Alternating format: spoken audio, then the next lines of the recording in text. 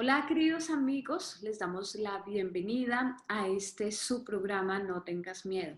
Como ya lo habíamos dicho en nuestro anterior programa sobre la pasión de la Iglesia Católica, quienes no hayan visto este programa los invito a ver la descripción del que estamos realizando hoy y ahí encontrarán el link para ver cuál es la primera parte del tema que vamos a hablar hoy. Hoy vamos a hablar acerca de la comunión de mano y de pie, la comunión en la mano y de pie. Este es nuestro tema de hoy y quiero iniciar este programa con una noticia que hace pocos días sucedió aquí en una diócesis de Argentina, exactamente en la diócesis de San Rafael, y dice lo siguiente. Esto ocurrió más o menos el 27 de julio de 2020. Por negarse a dar la comunión en la mano, cierra el seminario de San Rafael. El Centro de Formación Católico Santa María, Madre de Dios, cerrará sus puertas a fin de año, cuando finalice el ciclo lectivo. Por decisión del Vaticano, reubicarán a los seminaristas. La disputa que comenzó en la diócesis de San Rafael, junto con el retorno de la celebración de la misa el 13 de junio en medio del aislamiento social por el coronavirus, pero con la premisa de suministrar la comunión únicamente en la mano, generó un revuelo de tal magnitud en el clero y la feligresía que terminó por explotar, pero en el lugar menos pensado, en el cierre del seminario diocesano de San Rafael. Esta noticia es súper triste, teniendo en cuenta que este era uno de los pocos seminarios que existían en Argentina en donde realmente se promovía una sana doctrina. Al parecer los seminaristas tampoco quisieron recibir la comunión en la mano y pues obviamente han tachado a todo el mundo de desobediente, incluyendo feligreses, sacerdotes, seminaristas.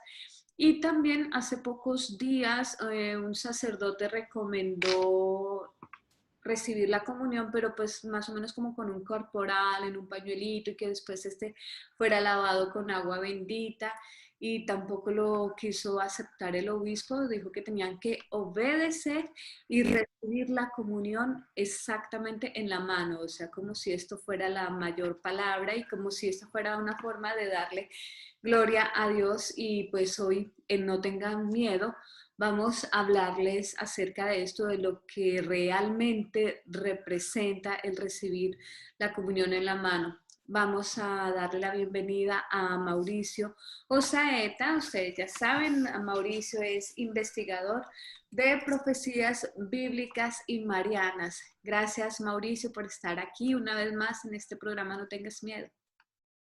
Hola, muy buenas tardes, Ana Beatriz. Encantado siempre de acompañarte desde la ciudad de Medellín, en Colombia.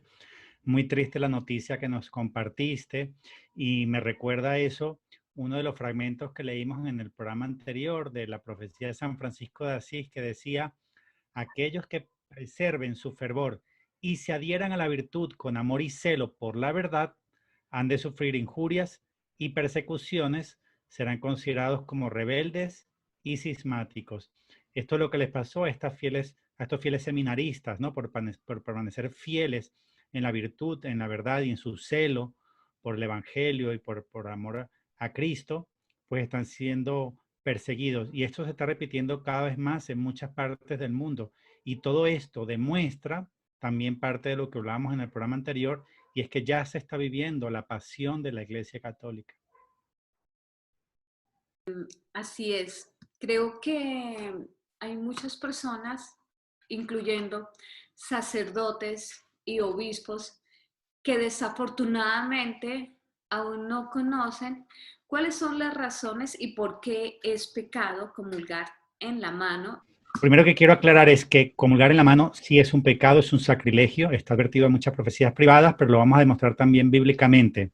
En cambio, comulgar de pie no es un pecado, es solamente una falta, es decir, la forma de vida de comulgar por reverencia al Santísimo Sacramento del altar, por reverencia al Santo de Dios que estamos comulgando, porque somos nadie ni nada ante Dios, no somos dignos de recibirle, pues la manera como siempre estableció la iglesia, como se debe recibir, es de rodillas, es la manera correcta. Sin embargo, si un sacerdote te dice que te pares para comulgar, tú ahí puedes obedecer y puedes comulgar de pie, porque comulgar de pie no es un pecado. Además, tú ya te arrodillaste, o sea, tú ya hiciste tu deber en cuanto a que intentaste recibir al Señor de rodillas. No es pecado comulgar de pie. Solo digo, la debida forma de hacerlo, como lo dijo la iglesia por 2000 años, es de rodillas. Ahora, comulgar en la mano sí es un pecado, es un sacrilegio y se demuestra verdaderamente, se puede demostrar bíblicamente y también lo ha establecido la iglesia por muchísimo tiempo. Voy a dejar para más adelante, en otra de las preguntas que vienen, cuáles son los documentos de la iglesia en los que se ha manejado el tema de la comunión en la mano y tal. Es una pregunta posterior, pero en esta pregunta, contestándote puntualmente, ¿por qué comulgar es un pecado y cómo lo podemos demostrar? Hay muchas citas bíblicas que Jesús nos explica, Él como maestro, como Señor, nos explica dentro del contexto de la devoción de la preciosísima sangre de Nigeria. Me refiero a esta devoción, la devoción dada a Bernabé, donde Jesús como maestro nos explica las Sagradas Escrituras, como lo hizo con los discípulos de Maús, que dice la Biblia, les explicaba las Escrituras y después partía para ellos el pan. Voy a mencionar solamente 4 o 5 rápidamente. Por ejemplo, en los primeros 7 versículos del libro de los Números, capítulo 18, se ve cuáles eran las cosas que solo podían hacer los sacerdotes, como Aarón y sus hijos, y que estaban prohibidas para los laicos, so pena de muerte. O sea, no podían acercarse al altar, tocar los objetos sagrados, no podían participar del culto como si fuera un sacerdote. No, habían cosas que los laicos no podían hacer so pena de muerte. Números 18, versículos 1 al 7. Hay otro caso interesante que es el del rey Osías. Ese lo vemos en Segunda Crónica, capítulo 26, versículos del 3 al 21. Este rey Osías en realidad fue un rey que fue bastante bueno, o sea, cumplía los mandamientos, no era idólatra, o sea, era un rey de corazón grato a los ojos de Dios. Dios le dio muchas victorias y le dio prosperidad. Lamentablemente se llenó de soberbia al final de su vida y se puso a hacer cosas que no le corresponde a una persona que no fuera sacerdote, ¿no? Como era rey, dijo, yo hago lo que quiero, agarró el incenciario y se fue a entrar en el Santo de los Santos, donde solamente podía entrar el sumo sacerdote una vez al año. Pero como él dijo, yo soy rey, yo hago lo que yo quiero. Y se fue detrás de él el sumo sacerdote, que se llamaba Azarías, y otros 80 sacerdotes detrás de él diciéndole, no, rey, no haga eso. Y con el incenciario en la mano, o sea, tomando una labor sacerdotal que no le correspondía, le salió lepra inmediatamente en la frente. Y el pobre rey Osías le aplicaron la ley de los leprosos. O sea, lo sacaron de la ciudad y lo mandaron a morir con los leprosos. Y su hijo tomó el poder, tomó la sucesión del trono. Esto le pasó por hacer algo que no le corresponden a los sacerdotes. Y Jesús nos explica que si al rey Osías le pasó eso, imagínense hoy en día cuando lo que se está manejando no es un arca de la alianza o el santo de los santos del templo de Salomón, sino es verdad, en este caso la tienda del encuentro de Aarón, sino que es la Eucaristía. Es decir, lo profanado es mucho más que la profanación de Osías. El otro ejemplo que podemos poner es en 1 Samuel capítulo 5, en los versículos del 6 al 12, se ve que cuando el arca de alianza estuvo en tierra filistea, estuvo en 5 ciudades, causó toda clase de males a ellos, ¿no? Se enfermaba la gente, le salían tumores, se morían los hombres, los niños se enfermaban, una desgracia, hasta que dijeron, devolvamos el arca de la alianza al pueblo israelita porque si no nos vamos a morir todos. Claro, lo que nos dice Jesús como maestro, como pedagogo, enseñándonos, es que si eso es mala manipulación del arca de la alianza, qué peor va a ser la mala manipulación de la Eucaristía, porque el arca de la alianza no tenía dentro a Dios, solo tenía las varas de Aarón, las tablas de la ley y el maná. En cambio, la Eucaristía es el cuerpo y la sangre de Cristo. Luego está el ejemplo de 1 Samuel 6, de los versículos 10 al 19, cuando el Arca de la Alianza la mandan de vuelta a los israelitas, no se atrevieron a ir con ellos porque iban a morir, la amarraron en un carruaje con 2 bueyes y los bueyes solos regresaron al pueblo más cercano. Obviamente no fueron solos, un buey no sabe para dónde va, sino que la alianza guiaron a los bueyes hasta Bet-Semes. Y cuando llegaron a Bet-Semes, como no había ningún sacerdote por ahí, no había ningún jefe para regañarlos, pues dijeron, vamos a ver adentro del arca, vamos a ver qué hay, agarrar y tocar. Pues esos 70 hombres de Bet-Semes se murieron, no debían porque tenían las manos consagradas, no tenían las manos sacerdotales, y se murieron. Y la enseñanza de Jesús es, si eso le pasó a esos hombres por tocar los objetos dentro del arca de la alianza, ¿qué no le va a pasar a los hombres que tocan la Eucaristía sin tener las manos consagradas? Luego está el ejemplo de Usa en Primera de Crónicas, capítulo 13, versículos 3 al. David iba con sus cantos, con su arpa, y el pueblo en procesión, y en alguna curva el arca iba como que se caía, y Usa, para que no se cayera, la sostuvo, ¿no? Evitó la caída, pero cayó muerto. ¡Qué terrible!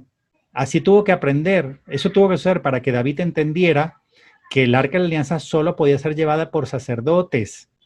Dios no es que quería que muriera Usa, no era una especie de castigo, era una lección para David. Y a partir de ahí fue que David dijo, solamente los sacerdotes a partir de ahora van a transportar el arca de la alianza y manipularla. Claro, tuvo que morir un hombre para que aprendieran la lección. Lo que nos dice a nosotros Jesús es, si eso le pasó a Usa, ¿qué no le puede pasar al que manipule la Eucaristía? Porque la Eucaristía es mucho más que el arca de la alianza. Entonces, estos ejemplos los pongo, Ana Beatriz, para decir que bíblicamente se puede demostrar que la Eucaristía, que es mucho más que el arca de la alianza, no podemos manipularla con las manos consagradas. Ya después te voy a hacer un compendio, un resumen de todos los concilios y sínodos que se promulgaron, que se pronunciaron en contra de la comunión en la mano. Y también citas de santos, ¿no? Como Santo Tomás de Aquino y otros. O sea, la Iglesia ya se ha pronunciado claramente por 2000 años, no se puede tocar la comunión con la mano. Es claro, y sí es un pecado, es una profanación. Hay otras profecías privadas que lo demuestran en las mismas revelaciones de Jesús, en los mensajes de la devoción de la preciosísima sangre, cuando Jesús le dice por qué está en agonía, a qué se debe su agonía, su sufrimiento, por qué lo ve así sufriendo, sudando, sangrando y llorando, le dice las razones, y una de ellas es por manipular de manera indebida la Eucaristía, por ser repartidas por manos no consagradas, porque los hombres lo reciben en la mano sin tener sus manos consagradas. Dice que nuestras manos son infinitamente indignas de recibirle. Y claro, hoy nos ha mentido el cuento, el modernismo nos metió el cuento de que sí podemos agarrarlo en las manos, de que sí hay gente que lo puede distribuir sin tener las manos consagradas. Son inventos modernistas, son inventos metidos por enemigos dentro de la iglesia, pero la respuesta es, en resumen, no es pecado comulgar de pie, pero sí es pecado tocar a Cristo con las manos. Es una profanación eucarística, es un sacrificio. Así es, Mauricio. También te comparto que en una homilía, un sacerdote que también desafortunadamente está siendo muy atacado, él nos daba un ejemplo de cómo los musulmanes, antes de tocar el Corán, que es el libro más sagrado para ellos, obviamente es un libro sagrado, ellos antes de tocarlo, antes de cogerlo, tienen que lavarse la cara, se lavan las manos y después ahí sí lo abren. Entonces, si eso es solamente con un libro, que aparte de que eso, o sea, es como para nosotros la Biblia, si esto lo hacen los musulmanes con estas escrituras, o sea, ¿cómo no nosotros tener una reverencia realmente con lo que representa para nosotros Jesús? O sea, Jesús está realmente vivo en la Eucaristía y es tan triste ver cómo sacerdotes, y vuelvo a poner el caso de mi padre que cuando fue a comulgar por no recibir la comunión en la mano, Mi papá le dijo al sacerdote, no, tengo las manos sucias. Y el sacerdote le dijo, no importa, póngalas. Le entregó la comunión, así se la puso prácticamente obligado en la mano. Entonces da mucho dolor de ver cómo otras personas sí tienen este recelo, este respeto hacia algo que se puede tocar, que es tangible, y cómo nosotros no podemos tener este respeto hacia Jesús Eucaristía.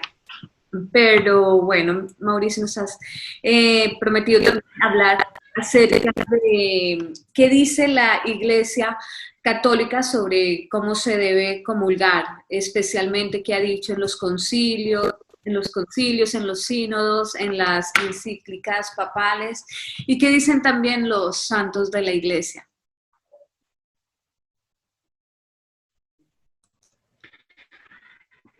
Sí, entonces antes de entrar en los y concilios que hablaron al respecto, quería comentar que hay muchas personas que pues por no invertir suficiente tiempo en leer la Biblia y el Antiguo Testamento, no saben, por ejemplo, que en el Antiguo Testamento, en Números, Levítico, Éxodo, Deuteronomio, hay muchas cosas importantes que nos demuestran que las cosas que de la Iglesia Católica no son inventos de católicos. Todo lo que es, por ejemplo, las vestiduras sagradas, la unción sacerdotal, la consagración de sacerdote, las manos consagradas, eso está todo en la Biblia. O sea, la Iglesia Católica lo que hizo fue llevar a plenitud en Cristo lo que ya estaba en la ley mosaica. Por ejemplo, Ana Beatriz, en Levítico 16, del 32 al 33, se habla de las manos consagradas del sacerdote y se habla de la unción sacerdotal. Es decir, los protestantes también, que nos atacan mucho, no saben que en la Biblia está la consagración de las manos sacerdotes. La unción sacerdotal también está en Éxodo 40, del 1 al 16. Es importante estudiar la Biblia para entender que lo de las manos consagradas es algo que estaba en la Biblia desde el Antiguo Testamento y que es lo que lleva su plenitud en el sacramento del orden sacerdotal.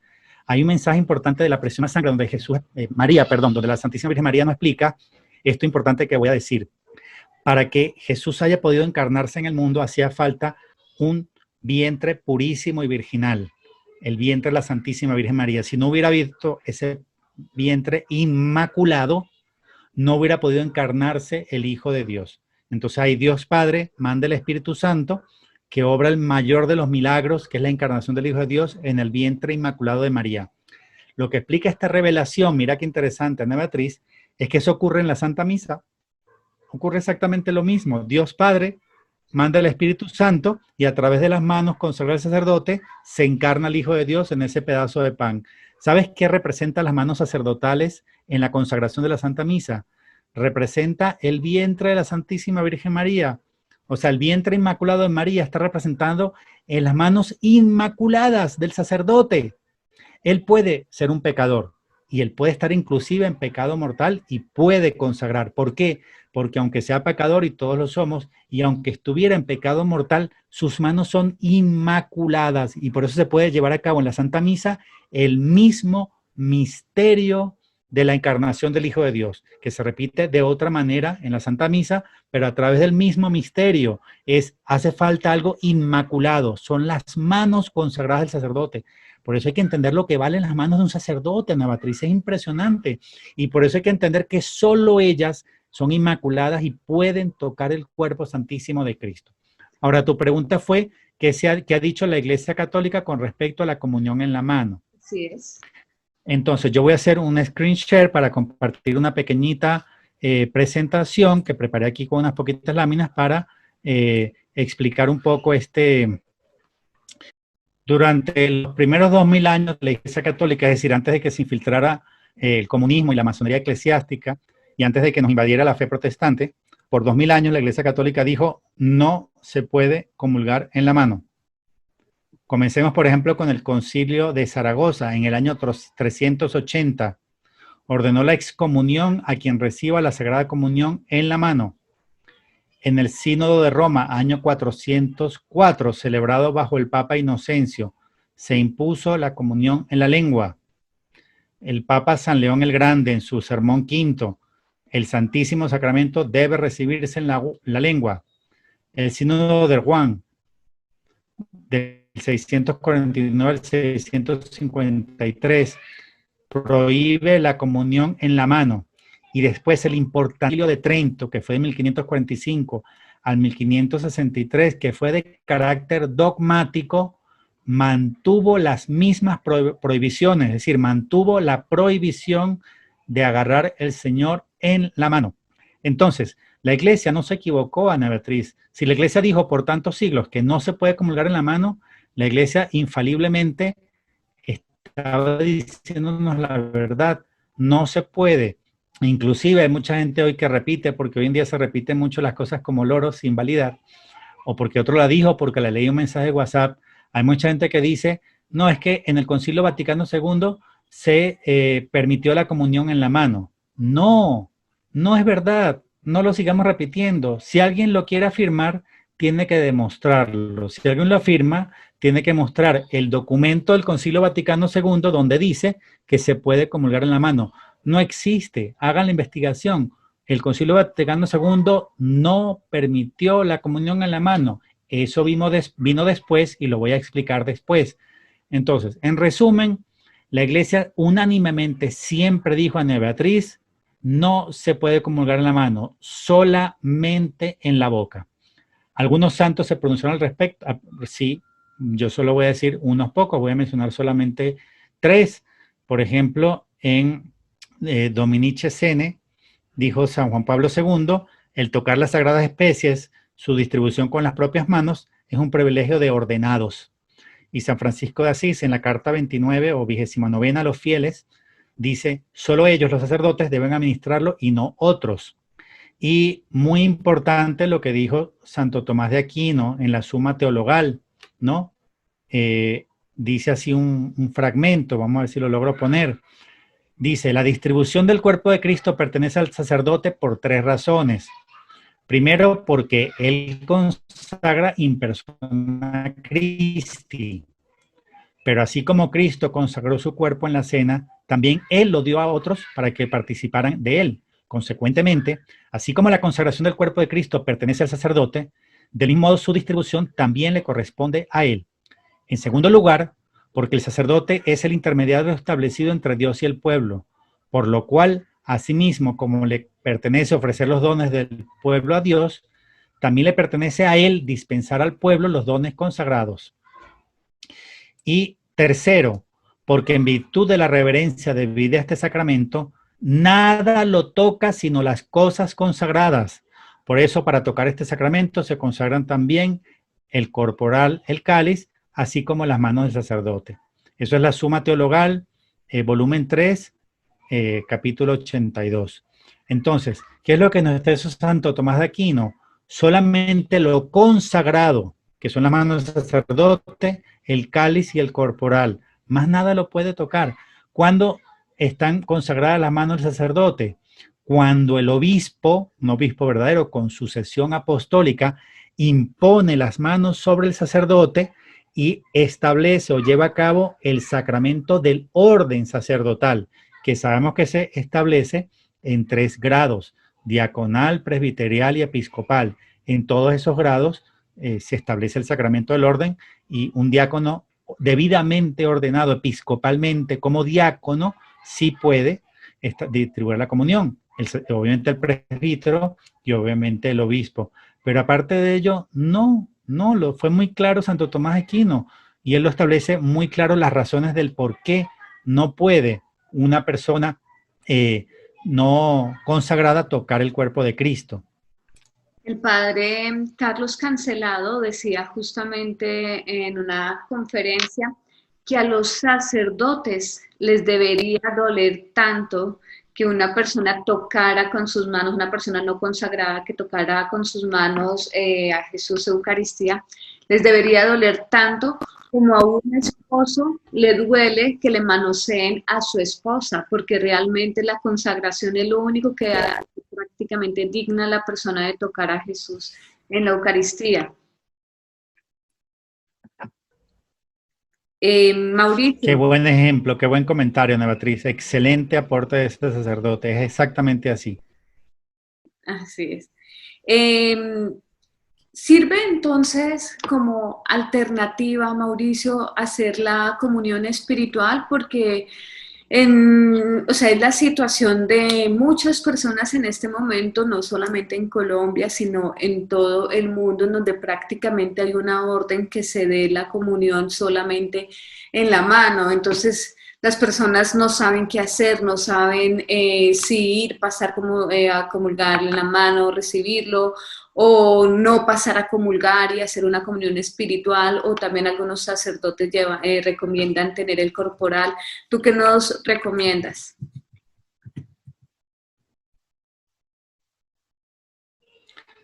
No hay ninguna alternativa a la comunión en la boca.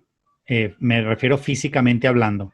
O sea, eso que llevar un pañito, un corporal, un no sé qué, no, no hay. No hay ninguna, porque eso es como el ejemplo que ponía el sacerdote, ¿no? Entregar la comunión en la mano es como entregar a tu mujer a otro. Entonces tú no vas a poner unas condiciones favorables para entregar tu mujer al vecino. No, no hay condiciones favorables. Tu mujer es tu mujer, punto.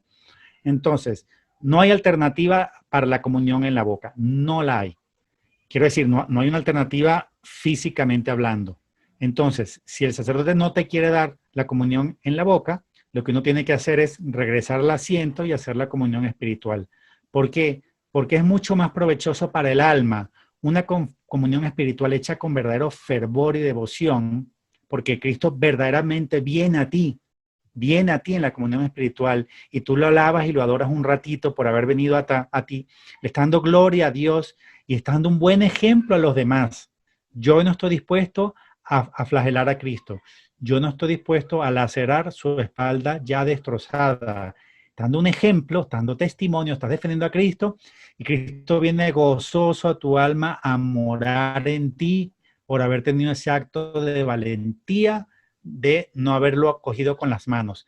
Entonces, si bien nunca una comunión espiritual va a reemplazar una comunión física, por supuesto que no, obviamente, pero entre comulgar en la mano y comunión espiritual, ¿qué es más provechoso para el alma? Definitivamente, Beatriz, es más provechoso para el alma la comunión espiritual, porque no estás pecando, ahí no hay sacrilegio. En cambio, si para obedecer supuestamente al párroco recibes la comunión en la mano y comulgas, crees que estás haciendo un bien y lo que estás haciendo es un mal. Estás haciendo daño a Cristo y te estás haciendo daño a ti mismo, ¿no? ¿De qué sirve que comulgues físicamente si primero le estás azotando a Cristo en su espalda? Esa comunión no va a ser provechosa para ti. Entonces, entre la comunión espiritual y una comunión sacrílega o profana, es mejor la comunión espiritual. Uno siempre debe intentar comulgar de rodillas y en la boca. Uno se arrodilla y abre la boca. Si el sacerdote te dice párese, uno se puede parar y se la da en la boca. Pero si el sacerdote te dice ponga la mano porque no se la voy a dar en la boca, uno tiene que hacer un acto heroico de valentía. Se da la vuelta, regresa a su asiento, aunque tenga el alma rota, aunque tenga el corazón sangrando. Señor, voy a hacer la comunión espiritual. Ven al menos espiritualmente a mi alma y te voy a adorar en espíritu y verdad. Y creo que es una forma también en que nosotros podemos protestar.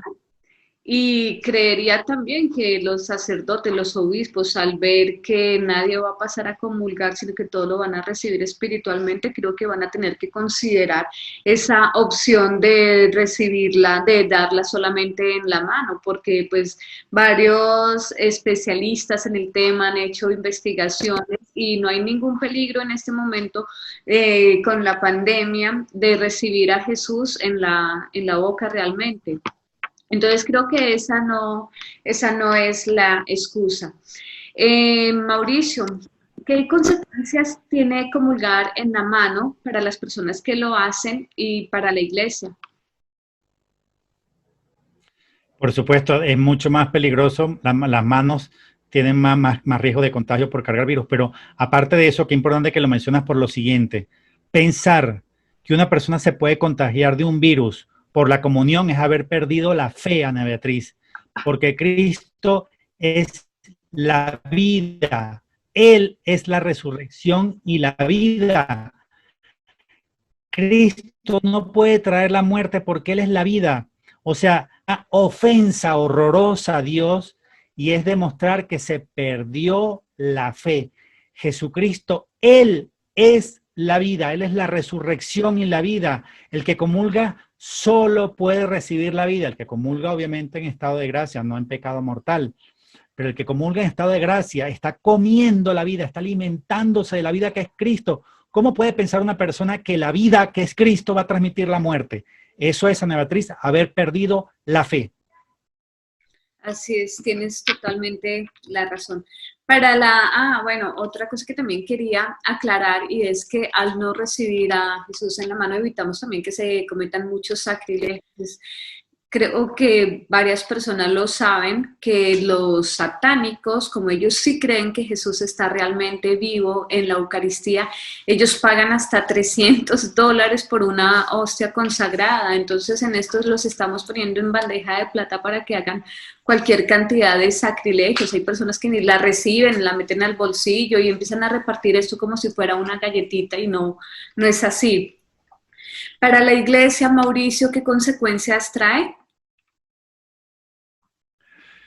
Terrible, terrible, porque justamente la desacralización de la Eucaristía, darle cada vez menos importancia a la Eucaristía y perder la noción de que ahí está el Hijo de Dios verdaderamente presente, es lo que significa la pérdida de la fe de la Iglesia. O sea, hay un documento excelente del Papa Emérito Benedicto XVI que él hizo en relación a la crisis de los abusos sexuales de la Iglesia, un documento que yo recomiendo mucho que la gente lea. En ese documento él relaciona la desacralización de la Eucaristía y la pérdida de fe en la Eucaristía con la crisis de la Iglesia. Es decir, para la Iglesia, desacralizar la Eucaristía, o sea, perder el valor de la presencia real de Cristo en la Eucaristía, es la destrucción, es la pérdida de todo, es la pérdida de los cimientos, es minar las bases de la Iglesia. O sea, para la Iglesia es un desastre haciendo con la Eucaristía. No se puede manipular la Eucaristía como si fuera un pedazo de pan o una galleta. Eso tiene consecuencias y van a ser terribles. Las consecuencias son para el que comulga en la mano, porque está comulgando en pecado, pero también son para el sacerdote que le está impartiendo, porque está entregando a su Señor. En el programa anterior hablamos de los roles en la pasión de la iglesia. Pues el sacerdote que pone a todo el mundo a comulgar en la mano está siendo de verdugo y está enseñando al pueblo a pecar y él perdió la fe y está enseñando a la gente a perder la fe.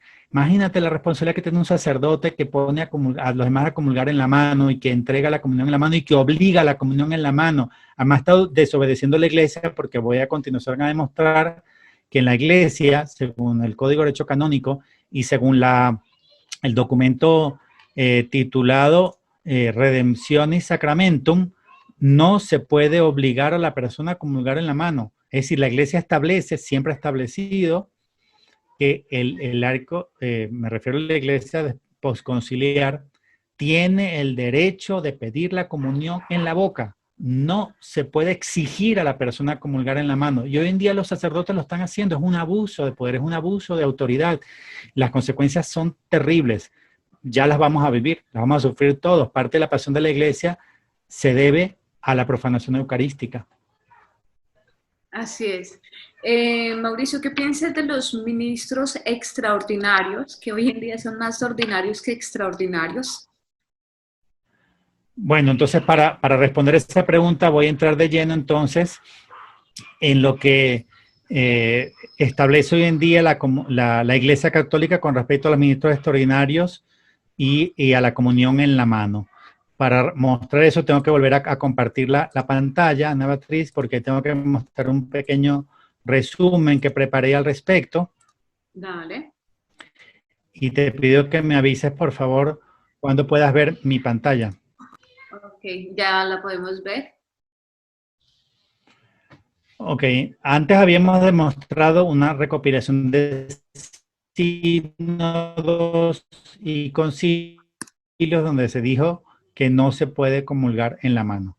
Entonces, ¿qué fue lo que pasó a Vaticano II? No se permite ni la comunión en la mano ni los ministros extraordinarios de la Eucaristía. Eso vino, lo que pasa es que el espíritu del concilio, que vino con el concilio, pues trajo todo este empuje modernista que hizo que hubiera una presión muy grande para los cambios. muchos cambios lamentablemente negativos. Entonces el concilio como tal no introdujo ningún cambio. El único cambio litúrgico que introdujo el Concilio Vaticano II fue que la misa se podía celebrar en lengua vernácula, ¿no? En lengua local, en lengua autóctona. ¿Cuándo comenzaron entonces los cambios verdaderamente? Comenzaron el primer documento que tiene la posibilidad como excepción de comulgar en la mano, se llama Memoriale Domini. Es un documento que efectivamente fue firmado por Pablo VI el 29 de mayo de 1969, pero había sido elaborado y previamente firmado por Annibale Bugnini. Annibale Bugnini, recordemos que es el mismo que es el autor de la Misa Novus Ordo. Es decir, Annibale Bugnini fue prefecto para la liturgia, ¿no? Fue el encargado para la reforma de la liturgia y fue el que creó la nueva misa como la conocemos hoy el día, la Misa Novus Ordo. Lamentablemente se supo muy tarde que él era masón, estaba inscrito en el Gran Oriente de Italia, en la logia Goi, y de hecho estaba en la lista Pecorelli, ¿no? Pecorelli, que lo mataron por publicar su lista, y tenía en su lista, pues también había algunos cardenales y obispos, y Annibale Bugnini estaba. Por cierto, el mismo padre Gobi confirmó, a un sacerdote amigo mío, confirmó que Annibale Bugnini era masón. Pues este mismo que fue el que le pegó ese golpe mortal a la misa tradicional e introdujo la misma Novus Ordo, fue el mismo que presionó a Pablo VI para introducir la comunión en la mano, pero de una manera sutil. ¿Cómo suelen entrar las cosas difíciles? Poco a poco y por fases para que el pueblo se las trague. Por ejemplo, ¿cómo entra el aborto? El aborto no entra general. El aborto en los países comienza con excepciones. No solamente si el niño viene malformado, si la mujer fue violada, así siempre con excepciones. Y antes de que te des cuenta, en pocos años ya es gratuito, legal, y ya las niñas se lo pueden hacer en Europa sin el consentimiento de los padres, etcétera, etcétera. Aquí fue algo similar, Ana Beatriz. Entró poquito a poco y por fases. De hecho, en el documento Memoriale Domini no se permite la comunión en la mano como regla general, se rechaza la comunión en la mano, pero se dice al final, como excepción, que como en algunas partes del mundo ya se estaba tomando la comunión en la mano, pues que a eso no se les iba a prohibir, sino que se les iba a indicar la manera correcta de hacerlo. Pero como excepción dice que como regla general no se puede. Mira qué astuto es el demonio, qué astuto es. Porque lo que tenían que haber hecho en ese momento es decir, no se puede y punto. Las cosas de Dios son sí, sí, no, no. No son Paz, se acabó. Entonces, este documento, aunque niega la comunión en la mano, por primera vez introduce en la Iglesia la posibilidad como excepción de que algunas conferencias episcopales en el mundo donde ya se tomaba la comunión en la mano, se les permitiese solamente a ellos. La presión continuó 3 años y pico más tarde, en el 29 de 1973, con la presión que había de otras conferencias episcopales, ¿no? de muchas diosas y de muchos obispos del mundo, pues Pablo VI firma el documento Immense Caritatis, donde se instituye ya los ministros de la Eucaristía y se consolida la comunión en la mano. O sea, la comunión en la mano estaba como excepción en el 69, pero con el Immense Caritatis, la comunión ya entra como permitida en la mano, y también se introduce lo que es ministros extraordinarios de la Eucaristía, ¿no? Eso fue en el año 73. Después de 10 años ya con ministro extraordinario de la Eucaristía y con la comunión en la mano que introdujo Annibale Bugnini, no sé si convenciendo o torciéndole la mano a Pablo VI, pues ya después de 10 años de ese error, por así decir, de esa metida de pata, pues ya queda dentro del Código de Derecho Canónico, ¿no? Del actual, que es el del 25 de enero de 1983. Pero muy importante lo que voy a decir, Ana Beatriz, si tú lees el Código de Derecho Canónico, numeral 230, aparte 3, dice, donde lo aconseje la necesidad de la iglesia y no haya ministros. Es decir, es una situación excepcional. Ahí no dice que cualquiera en cualquier parte y porque sí.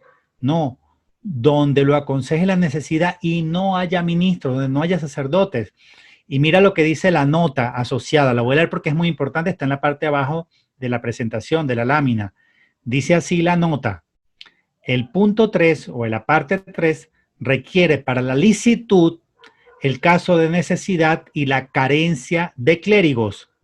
Si no se dan conjuntamente ambas circunstancias, la intervención de los laicos constituye un acto gravemente ilícito.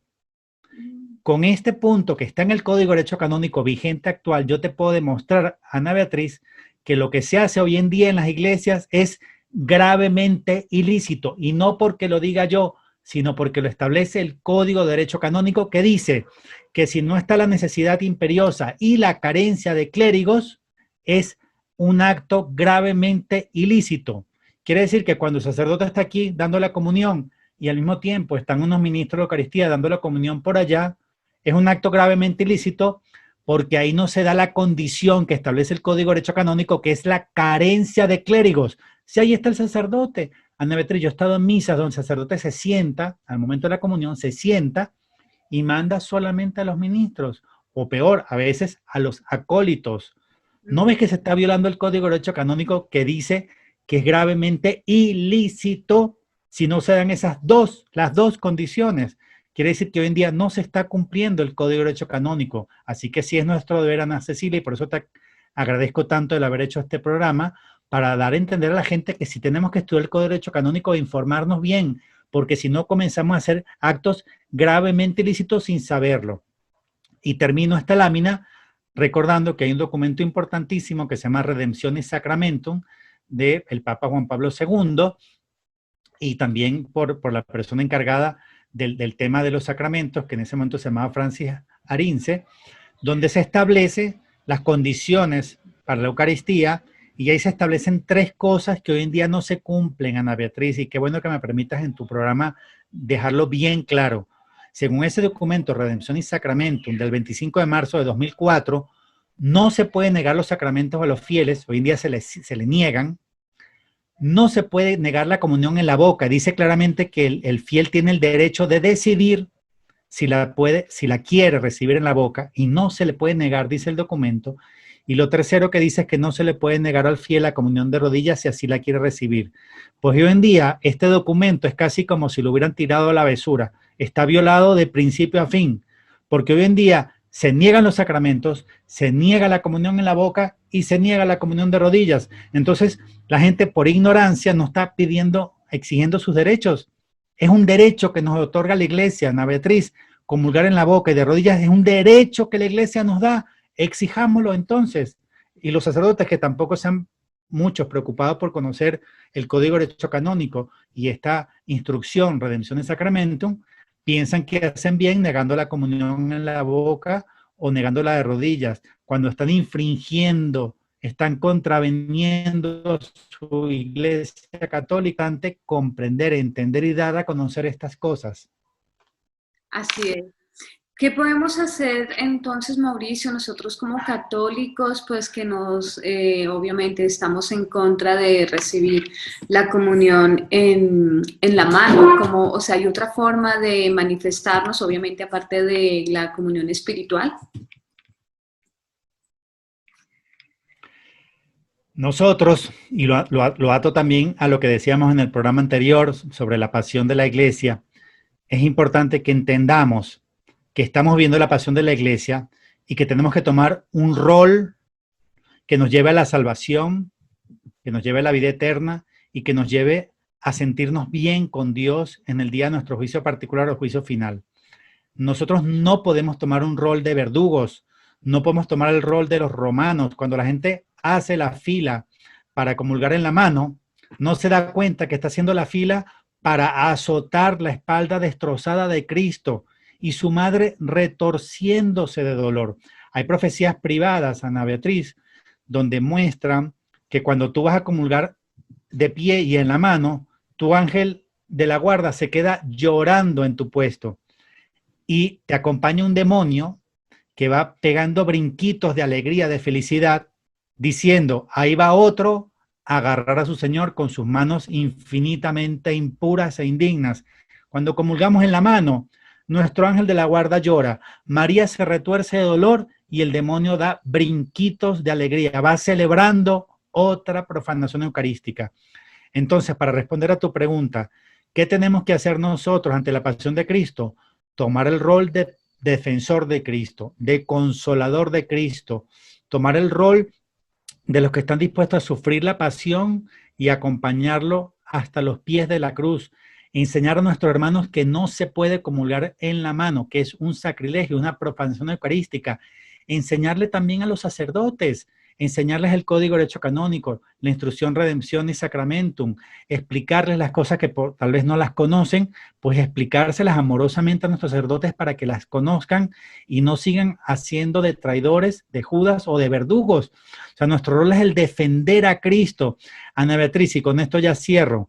El día que nos encontremos cara a cara con el único justo juez universal que es Jesucristo, ¿qué es lo que le vamos a decir a Dios? Ay, yo lo hice porque me decían, es que a mí me convencieron. Ay, es que yo no sabía. Yo te flagelé, Señor, pero es que yo no entendía que te estaba flagelando. No, eso no es lo que le vamos a decir a Cristo ese día. Lo que queremos decirle a Cristo es, Señor, yo te defendí lo más que pude. Yo enseñé a mis hermanos hasta donde pude a comulgar en la mano, a no comulgar en pecado, a no cometer ese sacrilegio. O sea, lo que tenemos que tener es un rol activo de defensa de Cristo, de defensa de la verdad, de defensa de la Eucaristía. Y así testimoniamos ante el mundo que tenemos fe que Cristo está verdaderamente presente en cuerpo, sangre, alma y divinidad, y que estamos dispuestos a todo por defenderlo. Así es, ¿no? Bueno, pues muchas gracias por compartirnos una vez más tu conocimiento, tus investigaciones. Gracias por estar aquí en No Tengas Miedo. A ustedes, queridos seguidores, los invito, si no lo han hecho, a realizar su suscripción. Es muy fácil, se suscriben, activan la campanita y de esta forma, cada vez que tengamos un programa nuevo, van a recibir la notificación. Agradecerles también a ustedes por estar presentes en este programa y a ti, Mauricio, también. Gracias y esperamos tenerte en un próximo programa con otro tema. Muchas gracias, Ana Beatriz. Gracias por invitarme. Seamos consoladores de Cristo. Aquí siempre lo tengo detrás. Nuestro Señor sangra, suda, llora por nuestros pecados, por nuestra maldad, pero también a veces por nuestra falta de conocimiento. Entonces, seamos Verónicas de nuestro tiempo. Enjuguemos el rostro de Cristo, limpiemos su rostro, quitemos de él su corona de espinas, siendo valientes defensores de la Eucaristía, de la comunión en la boca y de la comunión de rodillas. Y con eso le daremos un poquito de consuelo a nuestro Señor. Eso será lo que más nos va a alegrar el día de nuestra muerte o de nuestro juicio particular. Dios te bendiga a ti y a todos los que te escuchan. Amén. Muchas gracias. Gracias a todos y nos vemos en el siguiente programa. Que Dios los bendiga.